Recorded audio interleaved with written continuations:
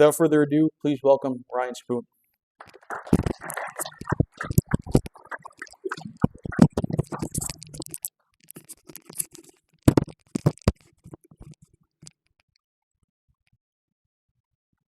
Thank you for having me, Jake, and Idaho Freedom Foundation. And I want to especially thank Idaho Freedom Foundation for the work they've done in this issue for many years, beginning with the Center for American Education and former Lieutenant Governor Janice McGeehan's Education Indoctrination Committee that she established back in 2021, I believe it was. And we uncovered a lot of things. COVID lifted the veil. There were a lot of things we suspected were going on in the public schools. We heard scattered anecdotes here and there. But when the children were moved back to the home and parents saw firsthand what was in their curriculum, what was coming from their teachers, we really lifted the veil for a lot of people on how bad the system had become. And I'm going to go ahead and ask my wife to come on up here. She just joined us in. My wife, Andrea, just arrived. She's pregnant with our 5th child, whose official due date is tomorrow. So she's a trooper. And as we mentioned in the video, our kids are at a classical Christian school. Jake mentioned that they're at the Ambrose School. I know many of you departed the public school system long ago, and people listening to this online departed the public school system long ago, or were never in it. Maybe you've been lifelong homeschoolers, lifelong private school. That is awesome. I want to request of all of us, me, you, that we are selfless about this issue of school choice. My kids are going to go to the Ambrose School. God has blessed us with those means, whether school choice passes or not. Many of you are going to homeschool or send your kids to private school, whether school choice passes or not. This is not about us. We already escaped this indoctrination system.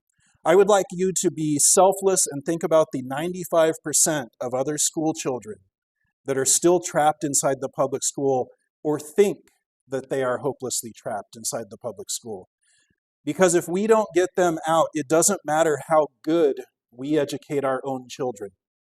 Because if the next generation, 95% of the next generation of voters, is indoctrinated to be woke gay communist, then they're going to make it illegal for your children to homeschool your grandchildren or to send to private school because they will put on these burdensome requirements.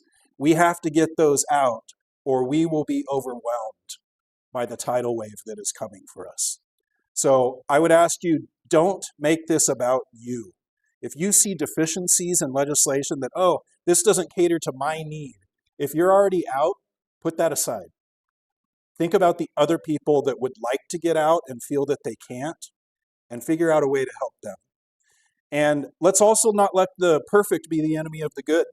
Right now, we're probably dealing with a tax credit, which generally means you're going to need the money in advance to pay for the schooling, or you'll need to come to some arrangement with the private school that your kids go to or covering those homeschool expenses, and you get it back in your taxes. And I recognize that that's difficult for people with less economic means.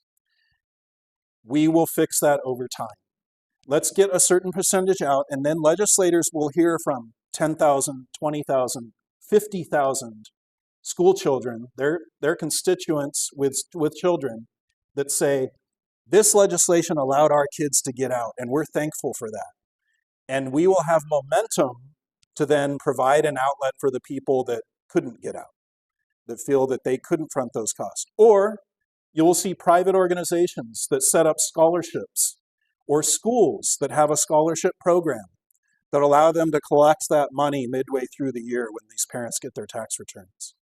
There will be all sorts of solutions, but we would like to think that Idaho is the reddest of the red, that we're the most conservative state. I'm sorry to tell you that we are not. We do not lead on any conservative issue. We finally caught up on abortion and mostly on gun rights, but we are far behind. We will be the last Republican governor state in the nation to pass school choice. We might be the first Republican governor state in the nation to veto school choice. So we are behind. Let's realize our limitations on what we have in our legislature, realize that we have to take the good, not necessarily the perfect, but then we will have a built-in constituency that is benefiting from school choice that will push future legislators to expand this program to save everyone. So this might be something that helps our family. The main thing we need to watch out for is not what dollar amount is provided or when it's provided, whether it's in the front or the back or midway through the year. The main thing is we need to keep this so-called government accountability from ever touching our schools. And an important distinction to make is the difference between accountability, which is the way that the government controls the education system. You have to do it this way, because then we're stuck right where we are now. But if they simply have reporting requirements, and somebody mentioned earlier when I was chatting with someone who's working on this legislation, they said there might be a parent survey. The government doesn't say whether your survey responses are good or bad. You just submit the survey, and then you qualify for the tax credit.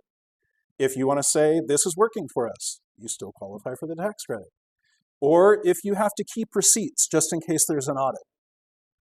The government doesn't get to decide whether the curriculum behind those receipts suits them, whether you had enough LGBT teaching in there to suit them. That's not their business. Or if they say your private school has to be an accredited school, as long as they don't specify a list of approved accrediting agencies, okay, fine. But what we really don't want is for this ever to require submissions from the schools. If parents have to fill out a form, fine, you're filling out your taxes anyways, right? But we just don't want the government saying what you're allowed to teach. And if we have to compromise on dollar amounts now to keep that so-called accountability out, that's the sacrifice we should be willing to make. Let's let the dollars go for now, make sure that we keep the government out of our business, and then we can start to snowball and achieve parity with the public schools over time. That's my encouragement to all of you when you're evaluating this legislation. The priority, whenever government starts talking about accountability, that's the no compromise issue.